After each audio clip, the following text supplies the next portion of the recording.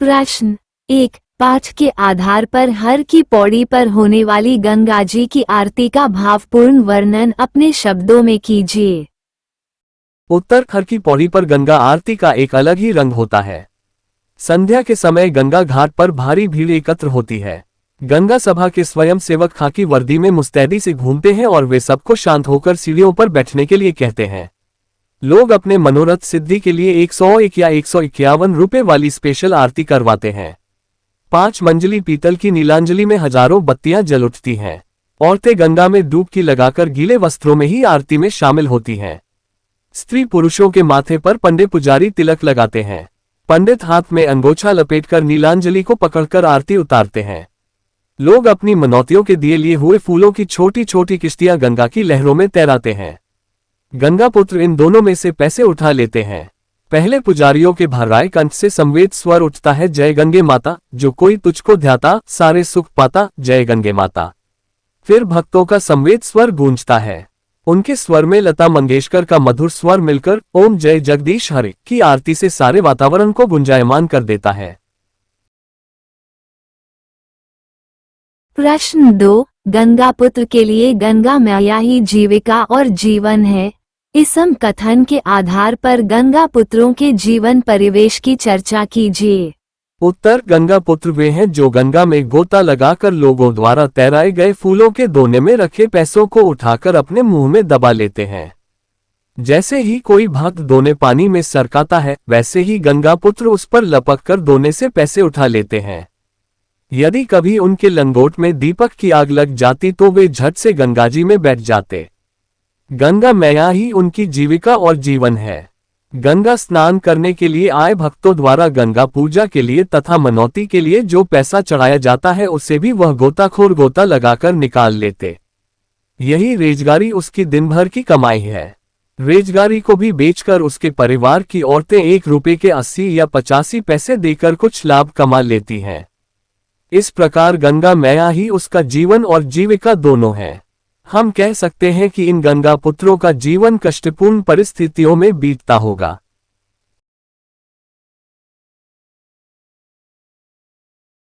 प्रश्न 3। पुजारी ने लड़की के हम को युगल अर्थ में लेकर क्या आशीर्वाद दिया और पुजारी द्वारा आशीर्वाद देने के बाद लड़के और लड़की के व्यवहार में अटपटापन क्यों आ गया?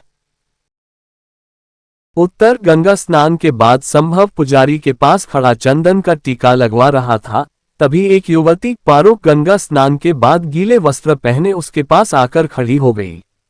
उस समय तक आरती हो चुकी थी। पंडित ने वहीं पर आरती कराने को कहा, पर लड़की ने इनकार करते हुए कहा, हम कल आरती की बेला में आएंगे। पंडित जी ने हम को युगल अर्थात पति पत्नी के अर्थ में ले लिया और आशीर्वाद देते हुए कहा, सुखी रहो, फूलो फलो, जब भी आओ साथ ही आना, गंगा मैया मनोरथ पूरे करें। पुजारी के आशीर्वाद को सुनकर दोनों सकपका गए। लड़की छिटक कर दूर जा खड़ी हुई और लड़के ने भी वहां से चल पड़ने की शीघ्रता दिखाई। उन दोनों के व्यवहार में यह अटपटापन इसलिए आया क्योंकि पुजारी ने उन्हें ब्रह्मा से पति पत्नी समझ लिया था। पुजारी का ऐसा आशीर्वाद सुनकर लड़के लड़की के व्यवहार में कुछ अटपटापन आ गया। प्रश्न 4। उस छोटी सी मुलाकात ने संभव के मन में क्या हलचल उत्पन्न कर दी? इसका सूक्ष्म विवेचन कीजिए। उत्तर। संभव एक नौजवान था। इससे पहले किसी लड़की ने उसके दिल में दस्तक नहीं दी थी। हर को पौड़ी पर अचानक पारो से मुलाकात होने पर उसे किसी लड़की के प्रति प्रेम की भावना जागरूक हुई थी।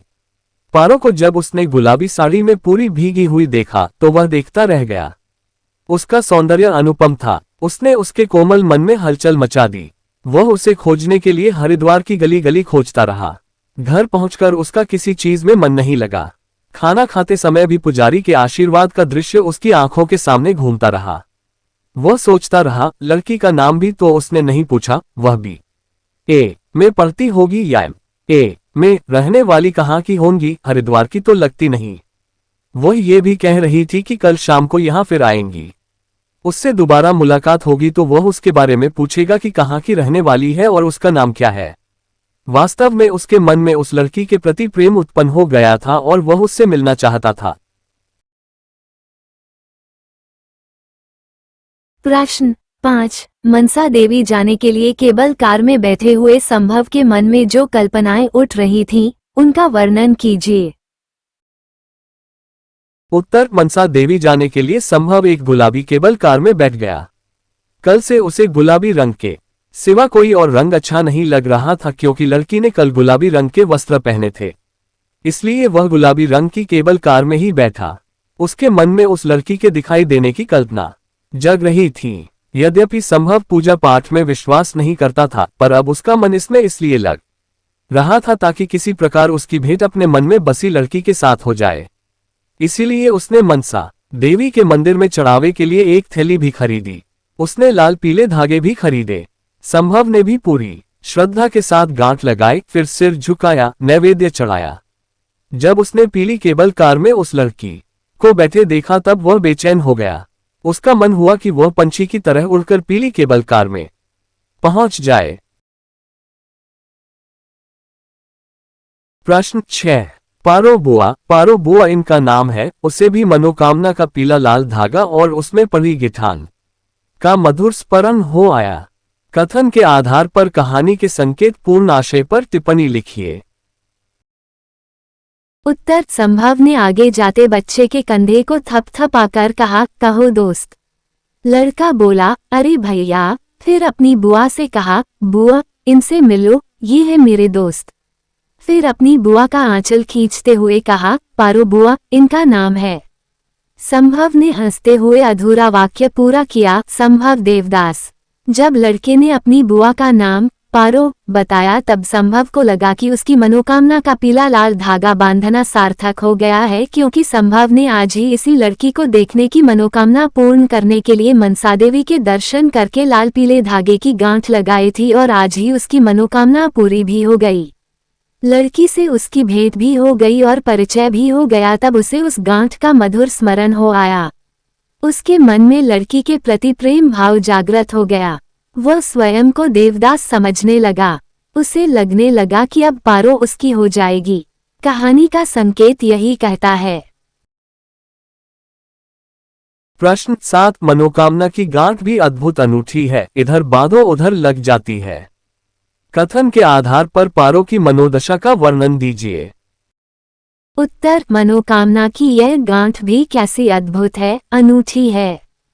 इधर बांधो तो उधर लग जाती है, अर्थात गांठ बांधते ही मनोकामना पूर्ण हो जाती है।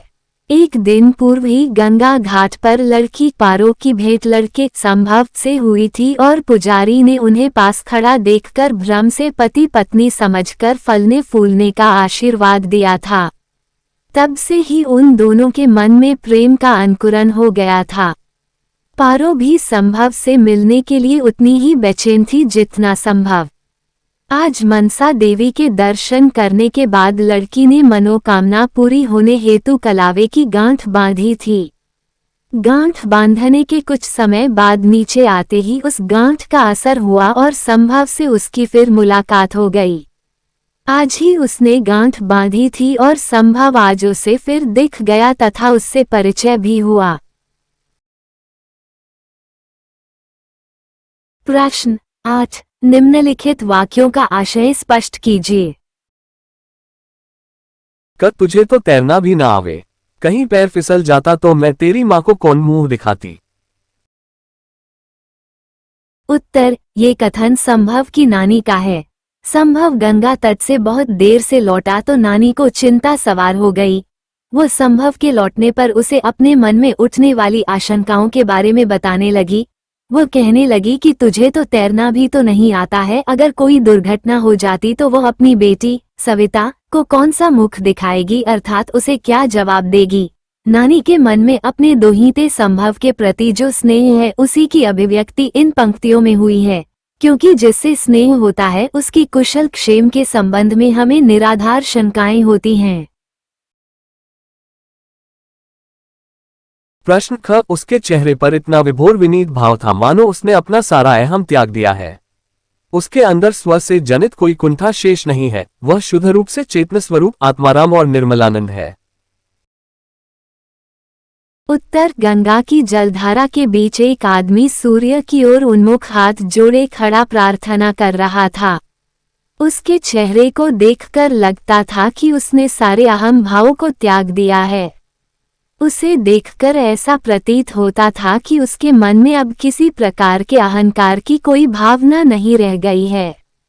इसलिए कारण उसके हृदय में किसी बात का दुख, कुंठा और परेशानी नहीं दिख रही। वह भाव विभोर होकर विनीत भाव से पूजा अर्चना कर रहा था।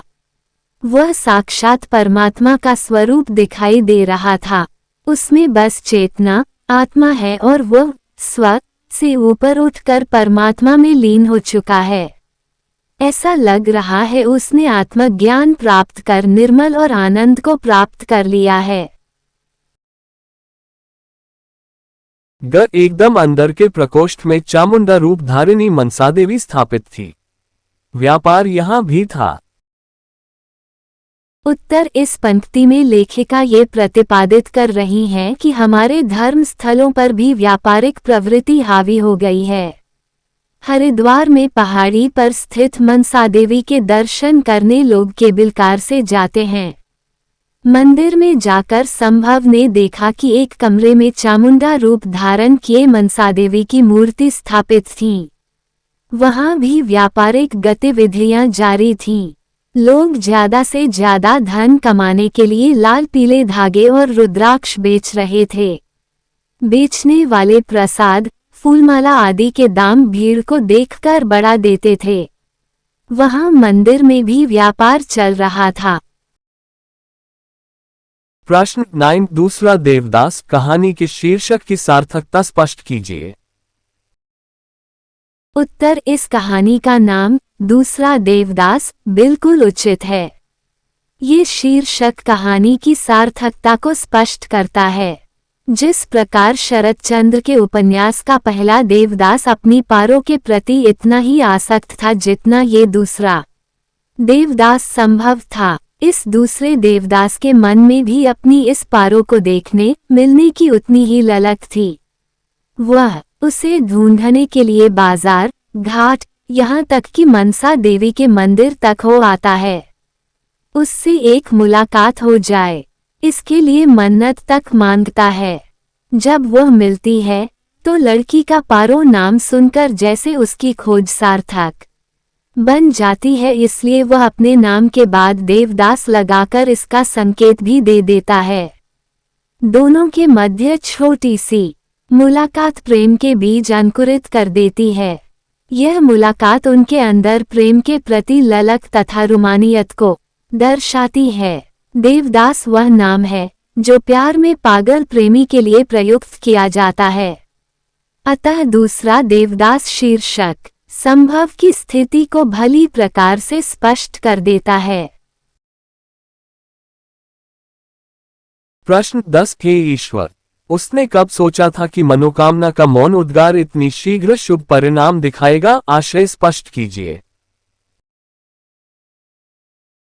उत्तर संभव ने कल वाली लड़की के पुनः दर्शन पाने के लिए आज वापस गंगा तट पर आया था और मनसा देवी के दर्शन करके मनोकामना की पूर्ति हेतु उसने कलावे की गांठ बांधी थी। गांठ बांधते समय उसने मौन रूप में अपनी मनोकामना के उद्गार व्यक्त किए थे कि उसे वह लड़की आज दिख जाए। वही लड़की मनसा देवी के मंदिर के बाहर ही मिल गई। उसने ईश्वर के समक्ष ऐसी कामना तो अवश्य की थी, पर वो यह नहीं जानता था कि उसकी मनोकामना इतनी जल्दी पूरी हो जाएगी। उसकी मनोकामना मौन अवश्य थी, पर उसका सुखद परिणाम शीघ्र निकल आया। तब संभव के मुंह से उपर्युक्त वाक्य निकला।